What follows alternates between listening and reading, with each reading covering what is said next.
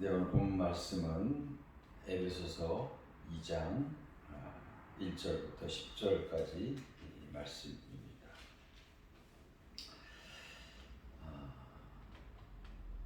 성경 주석가인 매튜엘은 이런 얘기를 했습니다. 은혜는 공짜이며 하나님이 인류에게 주시는 최고의 선물이다. 하나님의 은혜가 공짜이긴 하지만 하나님이 인류에게 주시는 최고의 선물, 그것이 바로 은혜라고 하는 거예요. 근데 우리의 생각은 때로 좀 다를 때가 있습니다. 하나님 주신 은혜를 마치 하나님의 은혜라고 생각하기보다 스스로의 공로나 스스로의 노력의 결과다라고 생각한다는 거죠. 일부 그리스도인들은 뭡니까? 자기가 신앙생활을 열심히 했기 때문에 그래서 복을 받는 것이다. 나는 복을 받는 만한 자격이 있다. 이렇게 생각한다. 그러나 하나님께 받은 은혜는 내가 자격이 되기 때문에 받는 것을. 예를 들어서 마태복음 20장 포도원 주인의 비유에 보면 예수님께서는 이 비유를 통해서 우리의 생각을 완전히 뒤집어 놓으셨어요. 세상적인 가치관, 우리가 일반적으로 또 세상적인 가치관은 뭡니까? 일한 대로 우리가 대가를 받는 것이고 노력하지 않으면 아무런 대가가 없는 것이고. 자, 이 포도원 주인의 비유에 보면 이 주인이 일꾼을 뽑습니다. 그 아침 일찍 온 일꾼부터 시작해서 낮에 오후에 심지어는 이제 일이 끝나기 1시간 전에 온 일꾼까지 이렇게 다양한 일꾼들이 있었습니다. 그런데 주인은 그 모든 일꾼들에게 똑같이 하루치 일당만 계산해 주었다라고 합니다. 결국 그 얘기는 뭡니까? 이거는 일한 것에 대한 대가를 말하는 것이 아니라 이거는 은혜다. 하나님께서 우리에게 거저주시는, 받을 자격이 없는 우리들에게 거저주시는 하나님 최고의 선물, 바로 은혜를 이야기하는 겁니다. 오늘 보면 2장, 에베소 2장의 말씀은 여기서 바울은 성도들이 구원받기 이전의 삶, 또 구원받은 이후의 삶에 대해서 명확하게 대조하고 있습니다. 구원받기 이전에는 어떤 삶을 살았다는 겁니까? 세상의 가치대로 살았고, 공중의 권세 잡은 자를 따랐고, 악한 영혼 가운데서 살았다는 겁니다. 심지어는 죄와 허물 가운데 살았다라고 바울은 이야기하고 있습니다. 그렇지만 구원받은 이후의 삶은 뭔가 좀 달라야 된다. 그래서 여기서 우리는 뭘 발견할 수 있습니까? 성도들의 삶의 중요성을 바울이 강조하고 있는 겁니다. 또 바울이 강조하는 건 뭐냐면 이 하나님이 우리를 구원하신 이 구원이 사람의 행위가 아니라 하나님의 전적인 은혜라고 합니다. 그래서 오늘 본문 속에서 사람은 원래 죄와 허물로 죽은 존재이기 때문에 구원받을 만한 자격도, 조건도, 능력도 아무것도 없다는 거예요. 죽은 사람이 뭘 할 수 있습니까? 영적으로 죽은 존재가 뭘 할 수 있겠어요? 하나님이 우리를 살리셨다는 거예요. 하나님이 우리에게 은혜를 주셨다는 거예요. 그래서 우리를 구원하셨다는 거예요. 이거는 기독교의 핵심이고요. 가장 우리 신앙의 가장 엑기스적인 이야기를 다루고 있는 거예요. 오늘 1절과 2절 말씀은 그런 허물과 죄로 죽었던 너희를 살리, 여기 너희가 누굴까요? 2절에 그때 너희는 그 가운데서, 너희는 바로 이방인들을 가리킵니다. 이방인들이 과거 영적으로 아주 비참한 상태, 영적으로 죽어있는 상태를 언급하고 있고요. 3절은 또 전에는 우리도 그 가운데서, 우리라고 하는 건 누구냐면 바로 바울을 포함해서 유대인들을 의미합니다. 그래서 과거 이방인 성도들은 허물과 죄로 죽은 존재들이었고, 또 그냥 그게 옳은 것이냐, 세상의 가치를 따랐고 공중의 권세를 따랐고 그렇게 살았다라고 하는 거예요. 그뿐만이 아니라 소위 하나님을 안다라고 말하는 유대인들, 이 유대인들조차도 자기 욕심대로 살면서 자기 육체가 원하는 대로 그렇게 행했다라고 합니다. 그래서 그 3절 마지막에 뭐라고 되어 있습니까? 본질상 진노의 자녀이었더니 이렇게 되죠. 그러니까 구원받지 못한 인간은 유대인이든지 이방인이든지 모두가 영적으로 다 죽은 상태라고요. 자, 영적인 죽음은 뭘 말합니까? 이방인들이 영적으로 죽었다라고 말하는데 이것은 하나님과의 관계가 단절됐다는 거예요. 하나님으로부터 완전히 끊어진 상태, 이걸 우리가 영적인 죽음이라고 말하는 거예요. 그러면 영적인 생명은 뭘까요? 하나님을 아는 겁니다. 하나님을 아는 것. 그리고 하나님과 관계를 맺으며 살아가는 것이고, 하나님과 교제하며 살아가는 것이고, 하나님을 기뻐하는 것이고, 하나님과 함께 영원히 즐겁게 살아가는 것. 그게 영적 생명을 가진 성도들의 모습이라고. 따라서 영적 생명이 없다는 건 뭡니까? 하나님 모르는 거예요. 하나님과 아무 관계가 없기 때문에 그 사람들은 교회에 나오고 싶은 생각도 별로 없고요. 그 사람들은 죄를 지어도 죄에 대한 감각이 없고요. 불신자들이 그렇게 생각하고 그렇게 말하고 그렇게 행동하는 것은 어쩌면 당연한 것이다. 왜? 그들은 죄와 허물로 죽어있는 상태입니다. 허물이라고 하는 건 뭐냐면, 여기 죄와 허물에서 허물이라고 하는 건 바른 길에서 벗어난 상태를 말하고요. 죄는 뭐냐면 표적을 빗나갔다라고 해요. 표적을 빗나가거나 표준에 미치지 못한다. 그게 바로 죄라고 해요. 어쨌든 이방인 성도들이 가장 비극적인 그 과거의 모습은 뭐냐면, 공중의 권세 잡은 자를 따랐다라고 하는 건 뭐예요? 그 편인 거죠. 또 다른 성경에 뭐라고 되어 있습니까? 마귀의 자식이다. 너희 아비는 마귀다. 뭐 이렇게 표현하고 있는 거죠. 2절 후반절에도 뭐가 나옵니까? 불순종의 아들들 가운데 역사는 영이다. 역시 이것도 마귀입니다. 자, 그런데 3절에 나오는 유대인들은 뭡니까? 그들이 이미 하나님을 알고 있어요. 그건 율법을 수행한 백성들입니다. 그런데도 그들이 이방인들과 다를 바 없이 그렇게 살았다라고 해요. 자기들은 이방인과 뭔가 다른 존재고 선민이고 거룩한 백성이라고 그렇게 자랑하고, 그런 프라이드를 가졌지만 그들의 삶 자체는 그렇게 살지 못했다라고 해요. 사실 유대인들에게 이방인과 같다라고 하는 표현이 굉장히 모욕적인 표현이에요. 그런데 바울은 지금 뭐예요? 같다라고 하는 것을 이야기하고 있는 거죠. 그래서 바울이 3절의 결론은 3절 하반절의 결론은 뭐예요? 유대인들이나 이방인들이나 다 똑같다. 다 똑같다. 본질상 진노 자녀라고 하는. 그러니까 이것은 마땅히 죽어 마땅하다. 결과는 완전히 죽어야 된다라고 하는 거예요. 그런데 하나님께서 우리를 살리셨다라고. 오늘 이 말씀 우리가 적용하면 뭡니까? 불신자들, 영적인 죽음에 있는 사람들, 그 사람들을 바라보면서 왜 교회 나오지 않을까, 왜 믿지 않을까 안타까운 마음을 가질 수 있지만 우리가 긍휼히 여겨야 돼. 그들은 영적으로 죽어있기 때문에 뭐예요? 사실 엄밀한 의미에서는 우리가 그들을 살리는 것도 아니에요. 우리는 다만 복음을 전하고 말씀을 전하고 전도를 하지만 하나님이 살릴 수 있는 겁니다. 하나님만이 살릴 수 있는 겁니다. 하나님만이 그에게 은혜를 베풀 수 있는 겁니다.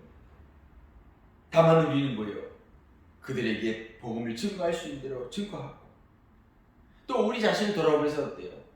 오늘 본문의 유대인들처럼 선민의식에 사로잡히는 것이 아니라 나는 올바로 살고 있는가? 나는 은혜 받은 자답게 살고 있는가? 나는 먼저 믿는 자답게 살고 있는가? 이것들을 뭐예요? 점검해 봐야 되는 거죠. 자, 4절부터 9절까지 말씀에서는 하나님께서 이루신 구원에 대한 이야기를 하고 있는 거예요. 자, 4절에 보면 긍휼이 풍성하신 하나님이 우리를 사랑하신 그 큰 사랑을 인하여, 여기 말한 우리는 아까 우리는 이제 유대인을 말하는, 바울을 포함해 유대인을 말한다고 했지만 여기 말한 우리는 뭐냐면 이게 뭐예요? 함께하는, 유대인이든 이방인이든 함께하는 우리. 사실 에베소 교회 성도를 의미하는 거겠죠. 자, 그러면서 5절에 허물로 죽은 우리를 그랬죠. 그리스도와 함께 살리셨고. 그래서 보면 그다음 뭐라고 했어요? 너희는 은혜로 구원을 받은 것이다. 우리가 구원받은 것은 내 공로나 내 의지나 내가 뭔가 어렸을 때 교회 다녀서 그게 아니에요. 하나님의 전적인 은혜로 우리가 구원을 받았다는 거예요. 여기 중요한 표현이 나오는 것이 바로 5절인데요. 허물로 죽은 우리를 그리스도와 함께 살리셨고, 그죠? 살리셨고. 6절은 또 뭐예요? 함께 일으키셨고. 그 다음에 또 맨 끝에는 그리스도 예수 안에서 함께 하늘에 앉히셨다. 살리셨고 일으키셨고 앉히셨다라고 하는 것은 이 세 가지 의미는 뭡니까? 우리의 영광스러운 어떤 신분, 그런 존재를 의미하는 거예요. 이 가장 놀라운 건 뭐예요? 하나님께서 우리를 그리스도와 함께 하늘에 앉히셨다라고 하는 거예요. 그래서 이것을 가지고 우리가 만물을 통치하고 지배하고 다스린다라고 하는 어떤 영적 권세를 의미한다고 이야기를 합니다. 물론 이것을 너무 지나치게 확대 해석해서 우리가 어떤 요한계시록 같은 데 보면 천년 왕국 기간 동안 우리가 다 왕이 될 것이다, 그런 표현들을 하고 있는데, 사실 그것은 문자적인 의미가 아닙니다. 그것은 상징적인 의미고요. 우리는 세상에서 비록 사람들이 눈에 초라해 보일지 모르지만 하나님의 영권을 가진, 하나님의 권세를 가진, 그런 특권을 가진 존귀한 존재다, 이것을 의미합니다. 그래서 바울은 특별히 이제 7절, 8절, 9절에서 하나님의 은혜를 강조하고 있습니다. 이건 하나님의 은혜지 우리의 행위에서 난 것도 아니고 우리의 노력에 의한 것도 아니다. 여러분 가만히 생각해 보십시오. 매일매일 살아가면서 우리가 그 당시에는 우리가 깨닫지 못하지만 시간이 지나고 나서 보면 정말 하나님께서 돌보셨구나, 하나님께서 은혜를 베푸셨구나, 우리 이렇게 고백하지 않습니까? 허물과 죄로 죽은 우리를 하나님께서 구원하고 살리신 이유가 뭡니까? 목적이 뭡니까? 이 하나님의 놀라운 사랑, 하나님의 이 풍성한 은혜를 오고 오는 세대에 전파하라고 합니다. 자, 그래서 10절에서 결론적으로 뭐라고 말합니까? 10절을 제가 읽겠습니다. 우리는 그가 만드신 바라 그리스도 예수 안에서 선한 일을 위하여 지으심을 받은 자니 이 일은 하나님이 전에 예비하사 우리로 그 가운데서 행하게 하려 하십니다. 하나님께서 우리를 구원하셨고, 이것을 다르게 말하면 하나님께서 우리를 새롭게 지으셨다는 거예요. 이걸 이제 헬라어 단어로 이제 포이에마라고 말하는데요. 이 구원받은 인간, 이것은 뭐예요? 하나님의 걸작품이다. 하나님의 포이에마, 하나님의 걸작품이다. 고린도후서 5장 17절에도 바울은 이렇게 말하고 있어요. 누구든지 그리스도 안에 있으면 새로운 피조물이다. 이전 것은 지나갔으니 보라, 새 것이 되었도다. 하나님이 우리를 다시 세우신 건 뭡니까? 허물과 죄 죽어있던 우리를 다시 살린 이유가 뭐예요? 그것은 우리로 하여금 선한 일을 위해서 다시금 우리를 창조하셨다. 마태복음 5장 16절에 예수님이 이렇게 말씀하십니다. 이같이 너희 빛을 사람 앞에 비추게 하여 저희로 너희 착한 행실을 보고 하늘에 계신 너희 아버지께 영광을 돌리게 하라. 바울 로마서 12장 17절에서 이렇게 말합니다. 아무에게도 악으로 악을 갚지 말고 모든 사람 앞에서 선한 일을 도모하라. 성경의 많은 부분에서 우리가 선한 일을 하라고 말씀하고 있습니다. 여러분, 선한 일이 뭘까요? 전도일까요? 봉사일까요? 헌신일까요? 그런 것도 포함하겠죠. 그러면 그런 것만 말하지 않습니다. 이 헬라어 단어에서 이 선한 일은 복수를, 단순하게 복수인데 여러 가지 일들인 거예요. 선한 일들 이런 거예요. 선한 일들. 예를 들면 다른 사람의 필요를 채워주는 일들, 구제, 나그네 대접, 발을 씻기는 것, 일세당시 그랬던 거죠. 오늘 우리들이 뭘까요? 우리 주변의 사람들을 돌아보는 것, 그들에게 도움을 주는 것, 그들의 필요를 채워줄 수 있는 것, 다양한 이 모든 방법들이 다 하나님 앞에 선한 일이 될 것입니다. 이제 말씀의 결론을 내리려고 합니다. 첫 번째, 하나님은 자비롭고 은혜로우신 분이심을 우리가 기억해야 됩니다. 계속해서 오늘 에베소 2장에서 말씀하고 있는 게 뭐예요? 우리는 영적으로 죽은 존재였다는 거예요, 과거에. 근데 하나님께서 자비롭고 은혜로우신 분이기 때문에 우리를 다시 살리십니다. 다시 살리십니다. 두 번째는 뭡니까? 우리는 하늘에 앉은 영광스러운 존재임을 기억하시기 바랍니다. 우리가 영적으로 영광스러운 존재라. 사람들 눈에 볼 때는 별 보잘것 없어 보이고 초라해 보이고 뭐 가진 것도 별로 없어 보이지만, 그러니까 영적으로 보자면 우리는 뭐예요? 하나님이 그렇게 우리 영광스러운 존재를 우리 그렇게 올려놓으셨다는 거예요. 우리를 살리셨고 일으키셨고 보호자에 앉게 하셨다는 거예요. 그렇다고 하면 우리 자신에 대해서 우리는 뭐예요? 영적인 프라이드를 가질 수 있어야 되겠죠. 물론 거기 걸맞게 우리가 그런 삶을 살아야 되겠지만, 우리가 일단은 뭐예요? 그런 영적인 존재이다, 영광스러운 존재이다, 이것을 여러분 꼭 기억하시기 바랍니다. 마지막 세 번째는 우리는 선한 일들을 위해 지음받은 하나님의 걸작품이다. 성도들, 구원받은 성도들은 누구나 다 하나님의 걸작품이에요. 우리가 창세기에서 하나님께 세상을 창조하실 때 보면 그 하나하나 하나님께서 심혈을 기울여서 만드신 거예요. 우리는 그냥 하나님께서 말씀으로 모든 거 다 말씀으로 만드셨다 이렇게 생각할지 모르지만, 하나님은 그 동물조차도, 공중의 새조차도 하나하나 손으로 빚으셨어요. 사람은 어떻습니까? 다 정성껏 빚어서 그 코에 생기를 불어넣으셔서 살아있는 생명, 사람을 만드신 거예요. 영적으로 오늘 우리께서, 하나님께서 우리를 구원하시고 우리를 세우신 것은, 일으키신 것은 뭡니까? 하나님께서 우리에게 선한 일을 위해서 우리를 다시 살려놓으신 거예요. 오늘 살아가면서 사랑하는 저학교 모든 가족도 여러분, 하나님의 선한 일에 도구가 되시기를 바라겠습니다. 우리 삶이 하나님 앞에 정말 중요한 의미가 있다는 걸 꼭 기억하십시오. 내 모습이 좀 부족해 보여도 하나님 우리를 보시는 것은 다르다는 거예요. 하나님 우리를 뭐예요? 당신이 만든 걸작품 보신다라고 하면 거기 걸맞게 우리를 그렇게 보고 있다. 그러니까 우리가 그런 자부심을 가지고 날마다 기쁨으로 감사함으로 사시는 저와 가족 모든 성도들 되시기를 주님의 이름으로 바라겠습니다. 기도하십시다. 하나님 아버지 감사합니다. 우리를 하나님의 걸작품으로 창조하신 이유는 선한 일을 위해서 창조하셨다고 했는데 과연 우리 그렇게 살고 있었습니까?